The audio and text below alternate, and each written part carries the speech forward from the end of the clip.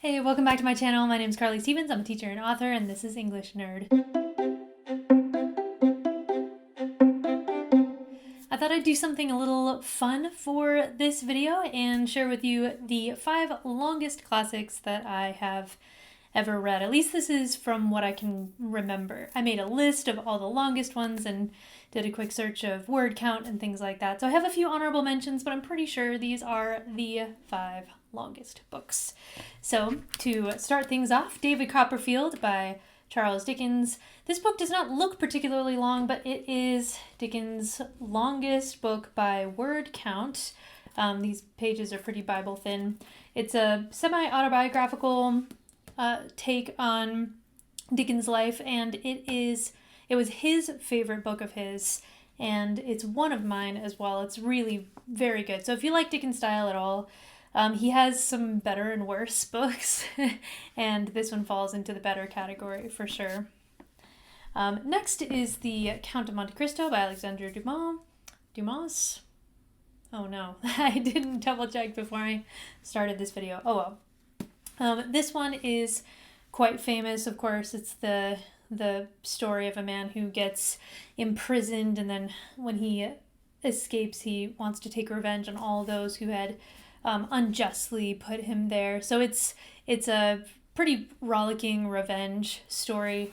I didn't love the ending, to be perfectly honest, but there were parts in the middle that were really fun. So if you like Three Musketeers types of things, it's not quite as rollicking as the Three Musketeers. It's more it's darker, but Count of Monte Cristo is another one of the longest books I have read. This one I think takes the cake as the longest book that I've ever read, and so here we go. Les Misérables by Victor Hugo. Look at that tome.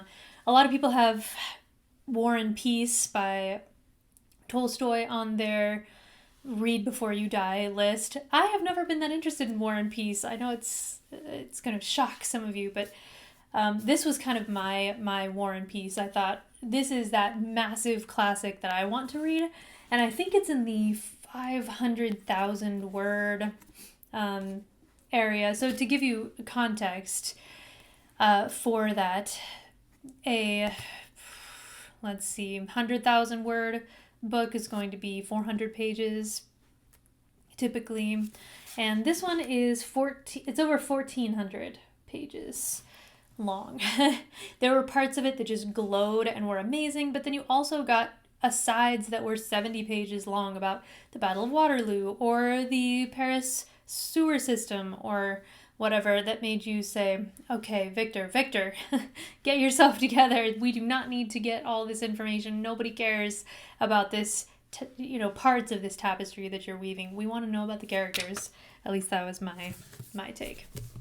Okay, next there is the Brothers Karamazov, or the Karamazov Brothers as this translation says, by Dostoevsky. This is an incredible book. It's like a philosophical murder mystery centering around these 3 brothers. I like this cover as well because you can tell if you've read the book exactly which brother is which just by the expression on the face. They're all grown by the time their father gets murdered in Brothers K, but it's the kind of book that can change your life. And there was supposed to be a part 2, Brothers K part 2, and you can tell because there's something of a cliffhanger at the end, but unfortunately Dostoevsky died before he was able to complete that or really even write that many notes on what he intended for the second part, which is a shame because when I was reading almost everything that Dostoevsky wrote for a class my senior year of college, this was one of my favorite works of his, and so I would have happily read the second part, and it didn't exist. But it is truly magnificent. If you want to branch out into some heavy-duty books, classic books, then this is one that's genuinely really, really good. Okay, and then the last one will surprise nobody, but it is also quite lengthy. And that is The Lord of the Rings, another gigantic tome of a book. And if you're thinking to yourself, but Carly, that's 3 books. It is not, actually. The only reason that it was broken up into 3 books was because of a paper shortage that happened in the 50s as a result of World War II.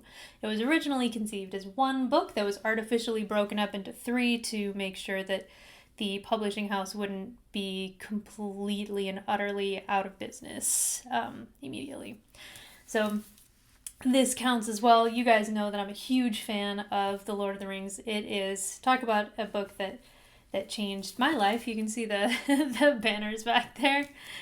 It's one of those books that shouldn't work. There are all kinds of conventions and just the general wisdom about writing that Tolkien breaks over and over again, but it's so magical that it manages to overcome those things. Kind of like Hamlet. Hamlet has issues, but it's so brilliant that it overcomes them. I mean, just awesome.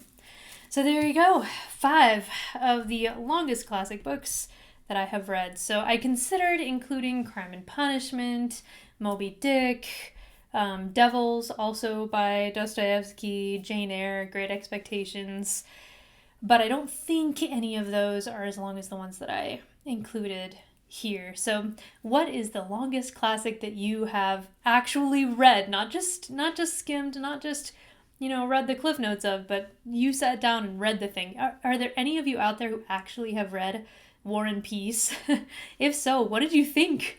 Because again, it's not really on my list, but I'm curious what you thought about that. So that's it for today. Make sure to subscribe to this channel for more English nerdy goodness. Like this video if you like it, and I'll see you next time. Bye.